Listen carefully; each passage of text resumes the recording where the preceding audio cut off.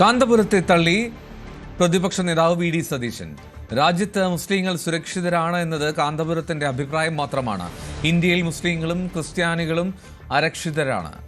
ന്യൂനപക്ഷങ്ങൾ ആക്രമിക്കപ്പെടുന്നതായും V D Satheesan പറഞ്ഞു. അത് അദ്ദേഹത്തിന്റെ അഭിപ്രായമാണ്. അദ്ദേഹത്തിന് സ്വന്തം അഭിപ്രായം പറയാനുള്ള സ്വാതന്ത്ര്യമുണ്ട്. ഇന്ത്യയിൽ എല്ലായിടത്തും ന്യൂനപക്ഷങ്ങൾ, മുസ്ലിങ്ങൾ മാത്രമല്ല ക്രൈസ്തവർ ഉൾപ്പെടെ വലിയ ഇൻസെക്യൂരിറ്റിയാണ്, അരക്ഷിതത്വമാണ്. രാജ്യം മുഴുവൻ വലിയ അരക്ഷിതത്വമാണ് നേരിടുന്നത്. എത്ര ക്രൈസ്തവ വൈദികരാണ് ജയിലിലുള്ളത്? എത്ര പേരാണ്, എത്ര പ്രാർത്ഥനാ കൂട്ടായ്മകളാണ് ആക്രമിക്കപ്പെടുന്നത്? പള്ളികൾ എത്രയാണ് തകർത്തത്?